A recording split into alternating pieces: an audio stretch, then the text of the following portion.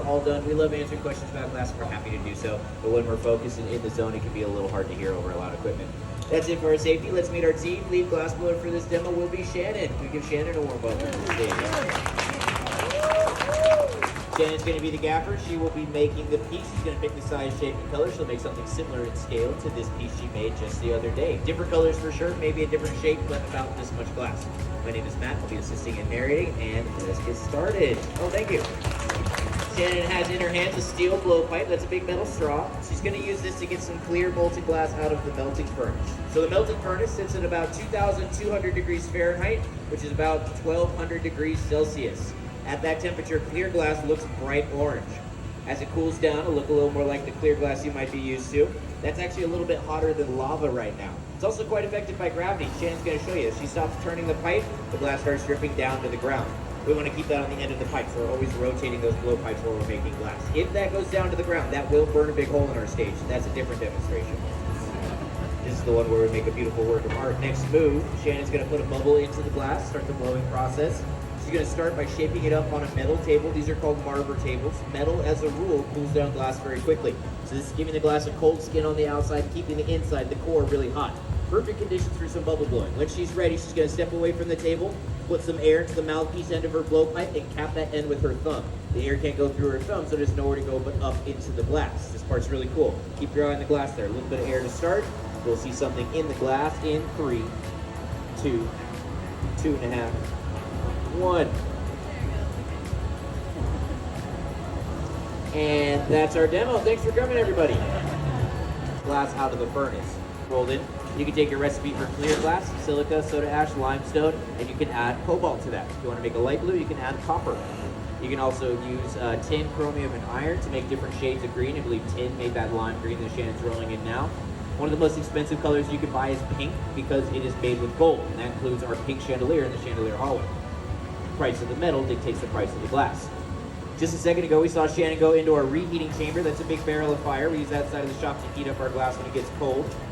You all saw what happens when the glass is cold. We can't move it around at all. So if we want to continue to change the shape of this, stretch it out, blow it up, we need to get it back into a working temperature in there. At this stage in the process, Shannon was using that to get more heat in her piece to roll into more color. If it's too cold and you roll it on that, called a block to shape this up a little bit. So the block is kind of a reset button for our glass. This is going to make sure that air bubbles in the very center of all the glass surrounding it, so when we blow it up, we know it blows up evenly. They are made out and make stuff about this size by ourselves, but anything larger, we're going to want at least one extra on that opening. If that constriction is smaller than the head of the blowpipe, we get a nice clean break. We don't do the shape that she's looking for. But that paper's enough of a different temperature difference because it's soaked in water. Wherever she touches that to the glass, it's rapidly cooling it down. Very similar to how our metal tables work. But instead of metal blades on the bottom like this tool, we have wooden dowels that are soaked in water. That's going to change the shape of the glass when you squeeze it down. She wants to squeeze that down just a little bit more. You might be able to see that difference in heat throughout the whole piece. The very tip of the bubble has the most heat in it, and that's because she wants to make that flat. It looks like she's squeezing that down in a different spot. I was not expecting that. We didn't talk about that before we started, Shannon. Oh, there. Fixing that up with the jack blades. Glowing again.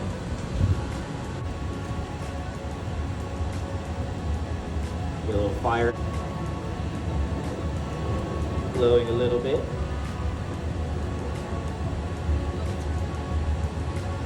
All right, we're ready to break this off the pipe. So to do this next part, I've been heating up a solid steel rod in the fire. I'm going to use this to get a little glass out of the melting furnace, shape that up into kind of a Q-tip shape. That is called a punty, P-U-N-T-Y. What we in the business like to call the tricky part. We have to have the right timing and the right temperature. If you've ever tried to make coffee in a pint glass and you had a big mess to clean up afterwards, it's the same thing. If glass goes through a rapid change in temperature, it gets extremely stressed out. I'm also going to use some wood paddles to make sure that her fingers are comfortable while she's trimming the lip of the base.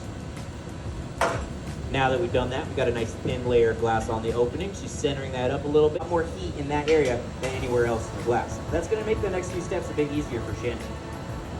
So you might have also noticed that Shannon says that this is done. Looks like she's going to open up that opening, giving a little upwards pressure with the jack blades while I use a paddle to flatten down that lip. Once this is exactly where she sees it in her head, we have to store this in an oven to cool down properly overnight. If we leave this out, it will get too cold too fast, and it'll get about 1,000 degrees Fahrenheit, about 520 Celsius. Good resting temperature for glass. It looks like we are done. What do you all think? Nicely done. That looks great. Just going to show you the colors in the light there. Those colors are going to get a lot brighter when we bring this out of the oven tomorrow because those metals that make up those colors are still reacting with heat. Even though it doesn't look very hot right now, again, it's still well over 1,000 degrees. The stick, little water goes onto that punty, stresses the glass out just right there, and right there. She'll hang this over the pizza paddle, give it a tap on the pipe, vibrations go through the metal into those little cracks created by the water, and it will release just like that. Nice. Now it's a little sharp on the bottom that is broken. Ready to go to bed.